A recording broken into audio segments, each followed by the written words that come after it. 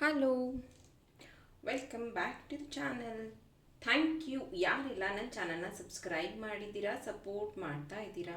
First time ಇದೇ ಒಂದು video ಮುಖಾಂತರ ನನ್ನ ಚಾನಲ್ನ ವಿಸಿಟ್ ಮಾಡ್ತಿದ್ರೆ, ರಿಟರ್ನಿಂಗ್ ಸಬ್ಸ್ಕ್ರೈಬರ್ಸ್ ಇದ್ದರೆ ಎಲ್ಲರಿಗೂ ವೆಲ್ಕಮ್ ಆ್ಯಂಡ್ ವೆಲ್ಕಮ್ ಬ್ಯಾಕ್. ಇವತ್ತಿನ ಟಾಪಿಕ್ ಶಿವನ ಸಂದೇಶ, ಮಹಾದೇವನ ಸಂದೇಶ ಈಗಿನ ಸದ್ಯದ ಪರಿಸ್ಥಿತಿಗೆ ಏನಿದೆ ಅನ್ನೋದ್ರ ಬಗ್ಗೆ ಒಂದು ಟಾಪಿಕ್. ಓಪನ್ ಮೈಂಡೆಡ್ ಆಗಿ ಈ ಒಂದು ರೀಡಿಂಗ್ನ ನೋಡಿ, take what resonate to you, leave behind which is not resonating to you. Triple protection bracelet available ಇದೆ, ಮತ್ತೆ ರೀಸ್ಟಾಕ್ ಮಾಡಿದ್ದೀನಿ. ಯಾರಿಗೆಲ್ಲ ಪರ್ಚೇಸ್ ಮಾಡುವಂತಹ ಇಂಟ್ರೆಸ್ಟ್ ಇದೆಯೋ ನನ್ನ ವಾಟ್ಸಪ್ ನಂಬರ್ಗೆ ಮೆಸೇಜ್ ಮಾಡಿ ನಿಮ್ಮ ಟ್ರಿಬಲ್ ಪ್ರೊಟೆಕ್ಷನ್ ಬ್ರಾಸ್ಲೆಟ್ನ ಪರ್ಚೇಸ್ ಮಾಡ್ಕೊಳ್ಳಿ. So let us start. Triple protection ಬ್ರಾಸ್ಲೆಟ್ನ ಯೂಸ್ ಮಾಡೋದ್ರಿಂದ ಇವಿಲ್ ಐ ಪ್ರೊಟೆಕ್ಷನ್ ಆಗುತ್ತೆ, ನೆಗೆಟಿವಿಟಿಯಿಂದ ದೂರ ನಿಮ್ಮನ್ನು ನೆಗೆಟಿವಿಟಿಯಿಂದ ಪ್ರೊಟೆಕ್ಟ್ ಮಾಡುತ್ತೆ, ಜೊತೆಗೆ ನಿಮಗೊಂದು ಶೀಲ್ಡ್ ಆಗಿ ಇರುತ್ತೆ, ನಿಮ್ಮಲ್ಲಿ ಕಾನ್ಫಿಡೆನ್ಸ್ನ ಹೆಚ್ಚಾಗುತ್ತೆ, ಹಾಗೆಯೇ ಕಾಳಿ ಮಾತೆಯ ಆಶೀರ್ವಾದನೂ ಇರುತ್ತೆ. ಆಲ್ರೆಡಿ ನಾನು ಇನ್ಸ್ಟಾ ಸ್ಟೋರೀಸಲ್ಲಿ ಅಪ್ಲೋಡ್ ಮಾಡಿದ್ದೀನಿ, ನೀವು ಅಲ್ಲೂ ಸಹ ಮಾಹಿತಿನ ತಗೋಬಹುದು. ಈಗ ಶಿವನ ಸಂದೇಶ.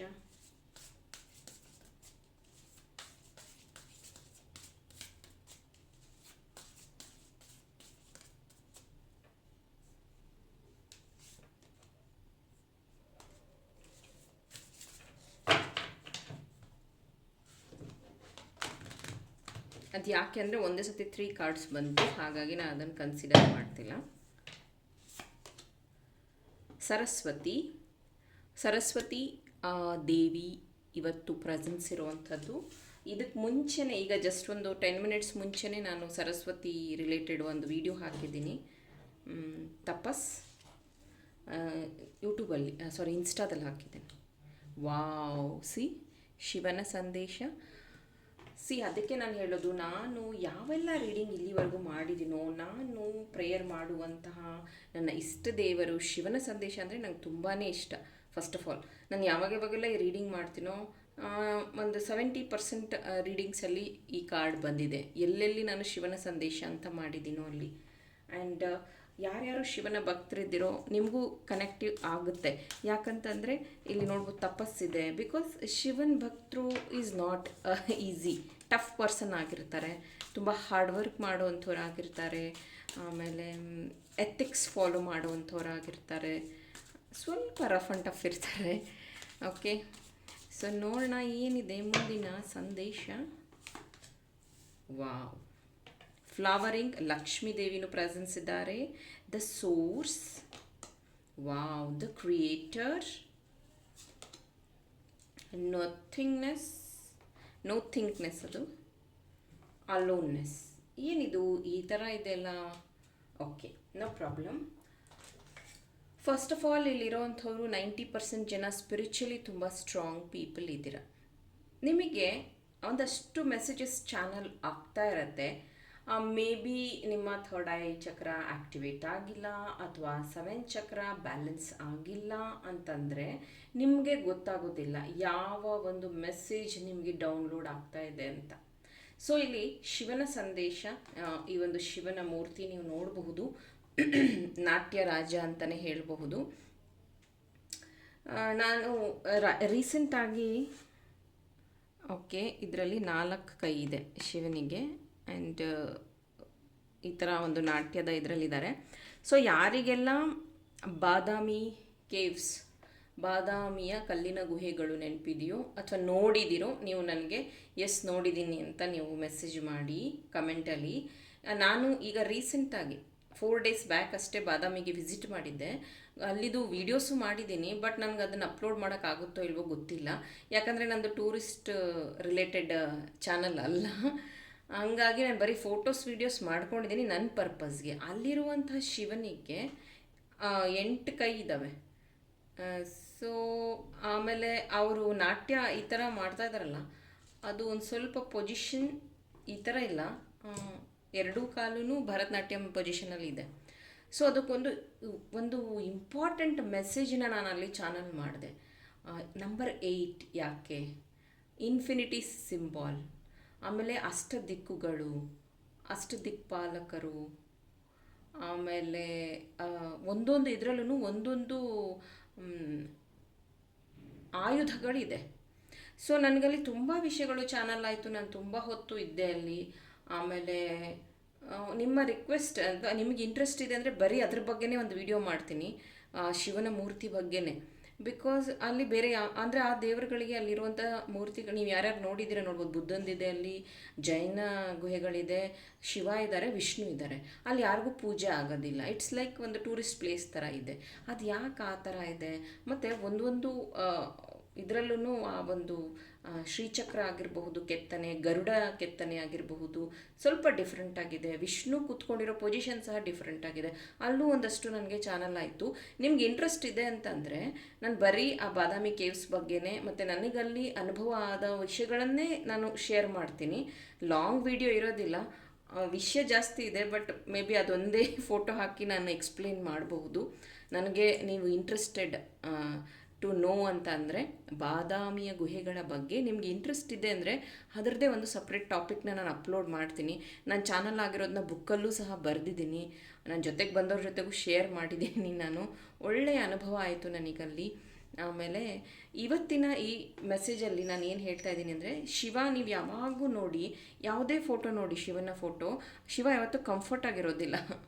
ಶಿವ ಒಂದು ತಪಸ್ಸಲ್ಲಿ ಕೂತಿರ್ತಾರೆ, ಇಲ್ಲ ಈ ಥರ ನಾಟ್ಯ ಪೊಸಿಷನಲ್ಲಿ ಇರ್ತಾರೆ, ಇಲ್ಲ ಅರ್ಧ ಕಣ್ಣು ಮುಚ್ಚಿರುತ್ತೆ, ಅರ್ಧ ಅಂದರೆ ವಿಷ ಕುಡ್ದಾಗ ಆ ರೀತಿ ಇರುವಂಥದ್ದು. ಆಮೇಲೆ ಅವರ ಕೈಯಲ್ಲಿ ಯಾವಾಗೂ ತ್ರಿಶೂಲ ಇರುವಂಥದ್ದು. ಅಂದರೆ ಬೇರೆ ದೇವರೀಗ ವಿಷ್ಣು ಮಲಗಿರೋ ಪೊಸಿಷನಲ್ಲಿ ಇರ್ತಾರೆ. ಇವನ್ ತಿರುಪತಿಗೆ ತುಂಬ ಚೆನ್ನಾಗಿ ಅಲಂಕಾರ ಮಾಡಿರ್ತಾರೆ. ಮತ್ತು ಗಣೇಶನಿಗೆ ಒಂದು ರೀತಿ ಎಲ್ಲ ಅಲಂಕಾರದಲ್ಲೂ ತುಂಬ ಕ್ಯೂಟಾಗಿ ಕಾಣುವಂಥ ದೇವರು. ಅಂದರೆ ಅವರಿಗೆಲ್ಲ ಒಂದು ಇಷ್ಟೊಂದು ರೀತಿಯ ಅಂದರೆ ರಿಸ್ಕ್ ಅನ್ನೋ ರೀತಿಯಲ್ಲಿ ಮಾತ್ರ ಶಿವನಿಗೆ ಮಾತ್ರ ಪೊಸಿಷನ್ ಇರುತ್ತೆ. ಹಾಗೇ ನೀವು ಅಷ್ಟೇ ಶಿವನ ಭಕ್ತರು. ನಿಮಗೆ ನಥಿಂಗ್ನೆಸ್ಗೆ ನೀವು ಹೋಗಿಲ್ಲ ಅಂತ ಅಂದರೆ, ಸ್ಪಿರಿಚುಯಾಲಿಟಿಗೆ ನೀವು ಹೋಗಿಲ್ಲ ಅಂತಂದರೆ ನಿಮಗೆ ಏನೋ ಒಂದು ಮಿಸ್ಸಿಂಗ್ ಅಂತ ಅನ್ನಿಸ್ತಾ ಇರುತ್ತೆ. ನೀವೇ ಅಬ್ಸರ್ವ್ ಮಾಡಿ, ಏನೋ ಒಂದು ಶಿವನ ಡಾಲರ್ ಇರಬಹುದು ನಿಮ್ಮ ಹತ್ರ, ಅಥವಾ ಈ ಥರದ ಉಂಗುರ ಯಾವುದಾದ್ರೂ ಇರಬಹುದು ದೇವರಿಗೆ ರಿಲೇಟೆಡ್.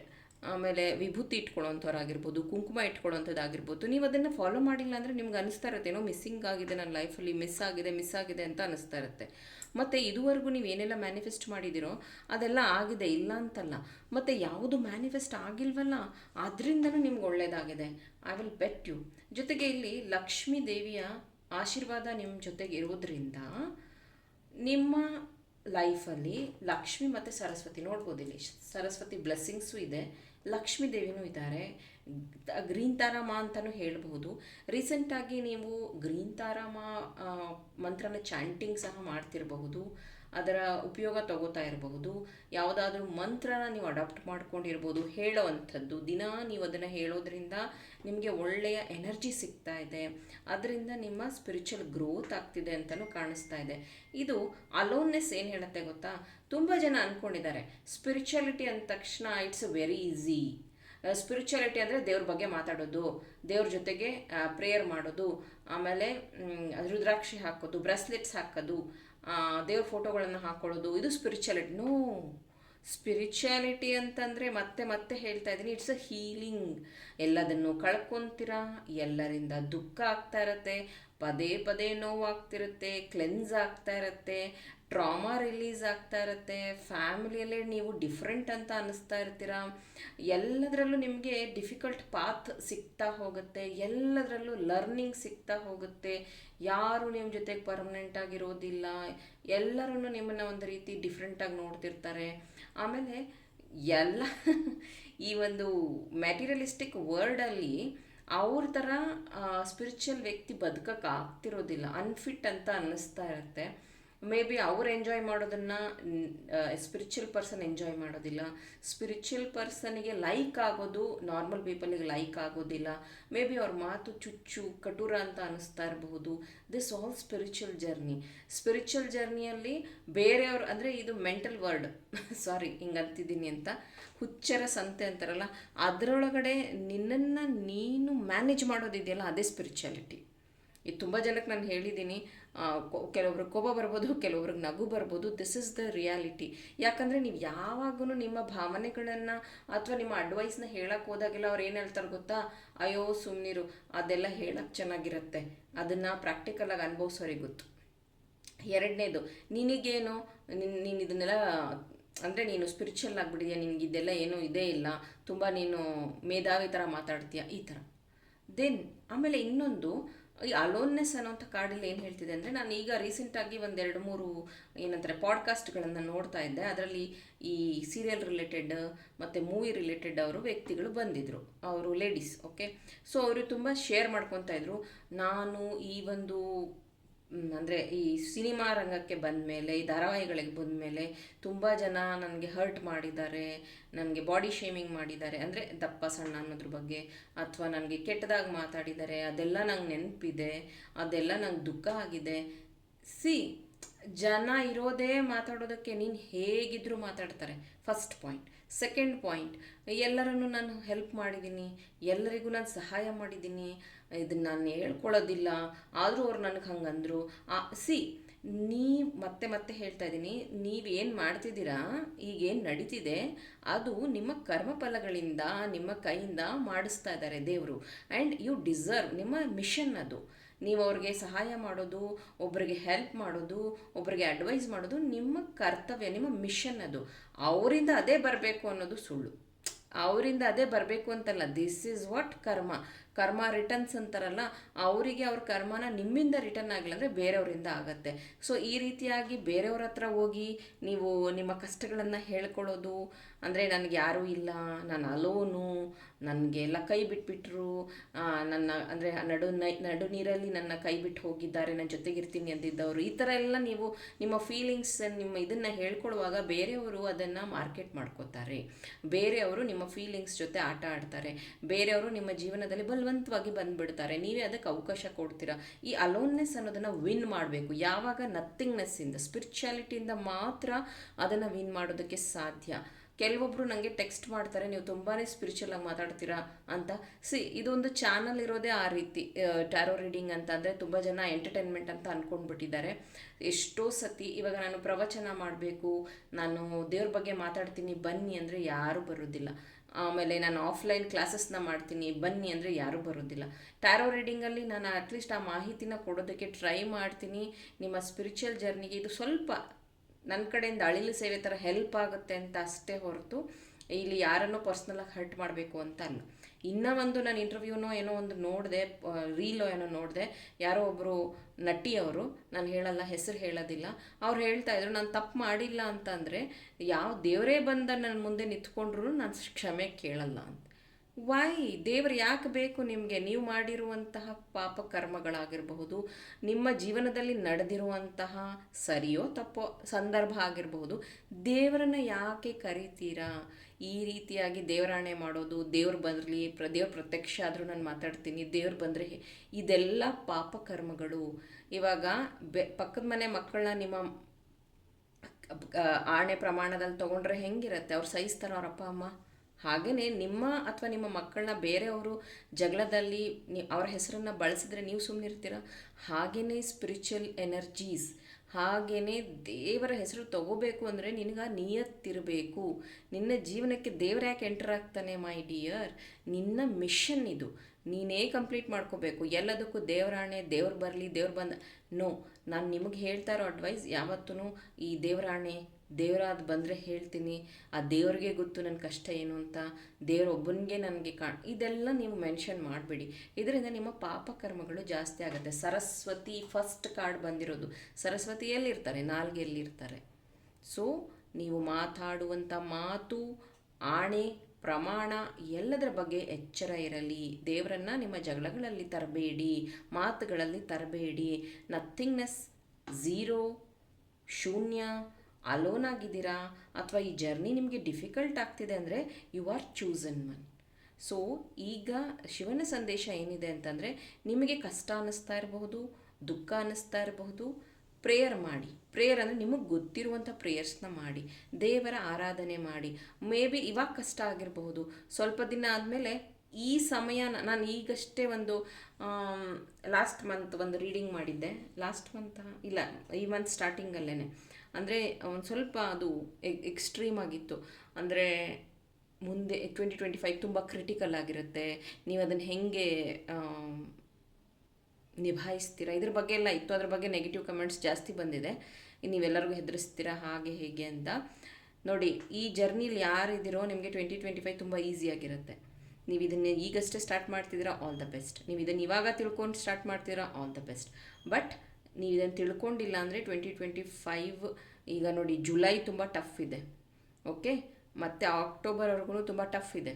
So B prepare. ಇಲ್ಲಿ ಏನು ಗೊತ್ತಾ, ನೀವು ಅನ್ಕೋತಿರ್ಬೋದು ನಾನು ಅನ್ಕೊಂಡಿದ್ದೇನೂ ಆಗ್ತಿಲ್ಲ, ಮುಂದೆ ಏನಾಗುತ್ತೆ ಹೇಳಿ, ಮುಂದೆ ಒಳ್ಳೇದಾಗುತ್ತಾ ಹೇಳಿ. ನೋ, ಇವಾಗ ನೀನು ಪಾಸಿಟಿವ್ ಯೋಚನೆ ಮಾಡು, ಪಾಸಿಟಿವ್ ಅಫರ್ಮೇಷನ್ಸ್ ಹೇಳು, ಮಂತ್ರಗಳನ್ನು ಪಠನೆ ಮಾಡು, ನಿನಗೆ ಗೊತ್ತಿರೋ ದೇವರ ಆರಾಧನೆ ಮಾಡು, ಟೈಮ್ ಸಿಕ್ಕಿದಾಗ ದೇವರ ನಾಮ ಜಪನ ಮಾಡು. ಅದು ಬಿಟ್ಟು ಬೇರೆಯವ್ರು ಹಂಗಂದ್ರು, ಬೇರೆಯವ್ರು ಹಿಂಗಂದ್ರು, ಅವ್ರು ಒಳ್ಳೆಯವರು ಇವ್ರು ಕೆಟ್ಟವರು, ನನಗೆ ಹಂಗೆ ಮಾಡಿದ್ರು, ನನಗೆ ಈ ಥರ ಬಿಹೇವ್ ಮಾಡ. ನೋ, ಪ್ಲೀಸ್ ನಿಮ್ಮ ಸಮಯನ ನಿಮಗೋಸ್ಕರನೇ ಮೀಸಲಿಡಿ.